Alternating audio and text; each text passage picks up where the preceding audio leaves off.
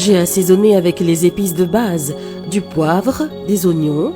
J'ai également ajouté 4 cuillères à soupe de farine et un œuf. J'ai ajouté une pomme de terre bouillie au milieu de la boulette. Versez de l'huile d'olive dans ce récipient. Ajoutez les morceaux de viande dans la poêle. Ajoutez à nouveau de l'huile d'olive. Faites cuire au four pendant 40 minutes à 180 degrés. Versez de l'huile dans une poêle. Ajoutez un oignon haché, un demi-poivron vert, un demi-poivron rouge, un demi-poivron jaune. Couvrez et laissez cuire. Nos légumes sont prêts. Du sel, poivre noir, paprika, 50 ml d'eau et 50 g de sauce tomate. Couvrez à nouveau et laissez cuire pendant 5 minutes. Notre sauce est prête. Elle est belle et très parfumée. Versez la sauce sur la viande. Recouvrez la viande de mozzarella râpée. Après avoir terminé, remettez la viande au four pour la faire dorer. Recette est prête. Bon appétit!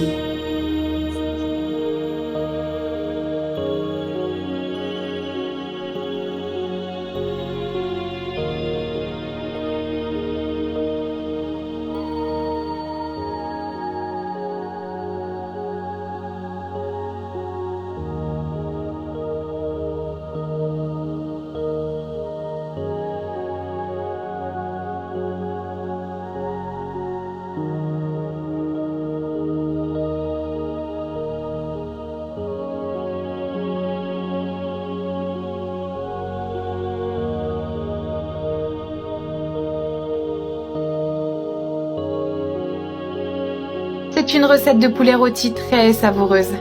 Les amis, commencez la recette en ajoutant de la crème épaisse aux cuisses de poulet. J'utilise ici 400 g de crème épaisse et 2 kg de cuisses de poulet. Une demi-cuillère à café de poivre noir, une cuillère à café de basilic, 4 cuillères à soupe de paprika, 3 cuillères à café de sel. Ajoutez ensuite un oignon haché. Et pour finir, 4 gousses d'ail haché.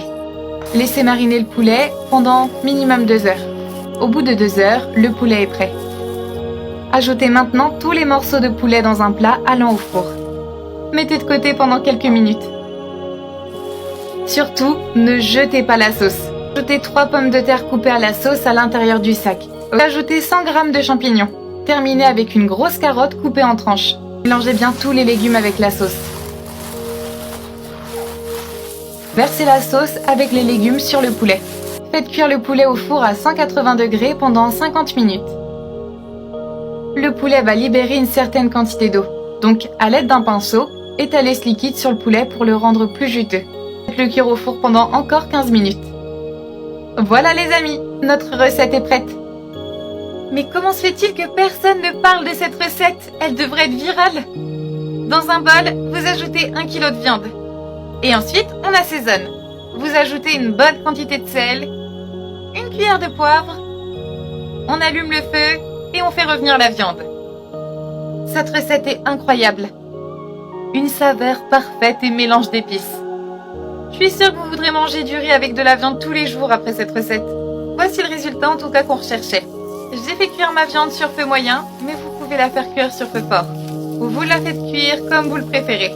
En tout cas, moi, je préfère avoir une viande bien cuite. Et je mets la viande de côté.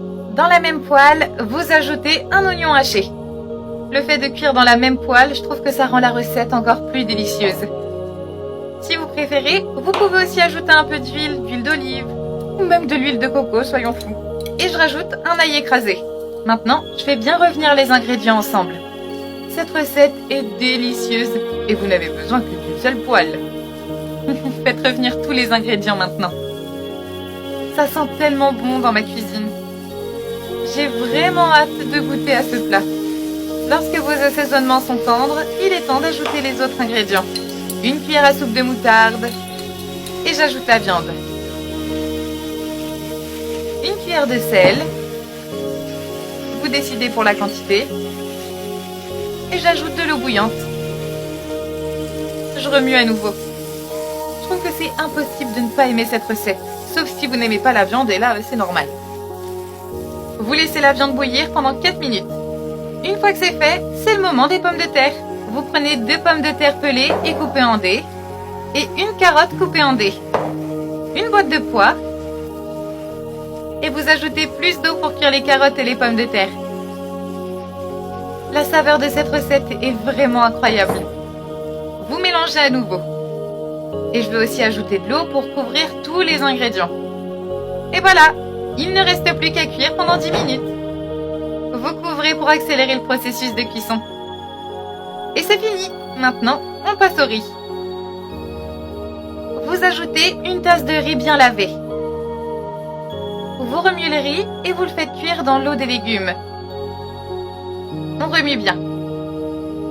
Et vous ajoutez encore plus d'eau pour le cuire. Maintenant, il suffit de couvrir et d'attendre encore 8 minutes. Et voilà, notre recette est prête. Alors, est-ce qu'on y goûte? Éteignez le feu et faites découvrir cette recette à votre famille. Elle va adorer. Servez-vous une belle part généreuse dans une belle assiette et dégustez-moi cette recette. Je suis sûre que vous allez l'adorer. N'hésitez pas à me faire vos retours quand vous l'aurez faite. En tout cas, moi, ce que je vais faire maintenant, c'est dévorer ce plat. Allez, bon appétit!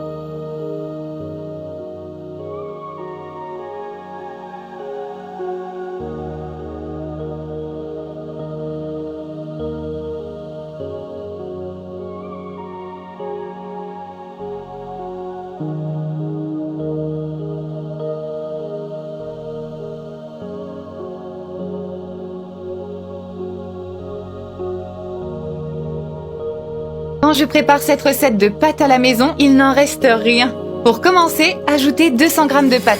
Ajoutez ensuite une cuillère à soupe de sel. Faites cuire pendant 7 bonnes minutes. Ajoutez alors 2 oignons hachés, 2 gousses d'ail hachées. Remuez et faites bien sauter ces ingrédients. Une fois que c'est fait, ajoutez les autres ingrédients. Donc, j'ajoute 2 cuillères à soupe de sauce tomate, cuillère à soupe de sel, cuillère à soupe d'origan, peu de poivre noir. Ajoutez aussi 100 ml de lait. Enfin, 50 ml d'eau. Remuez et mélangez bien le tout à nouveau. Ajoutez ensuite 200 g de crème. Puis une cuillère à soupe de beurre. Finir du fromage râpé. Ici, pour ma part, j'ai ajouté 200 g de fromage parce que j'adore ça. La sauce est prête et le fromage a bien fondu. Rappelez-vous que la sauce épaissira après refroidissement. Maintenant, ajoutez les pâtes cuites. Cette recette est parfaite pour un déjeuner rapide et facile. C'est vraiment simple à faire. Essayez chez vous. Ajoutez alors du fromage parmesan râpé. Terminez avec un peu de persil et de la ciboulette. Servez dans une assiette et dégustez cette délicieuse recette.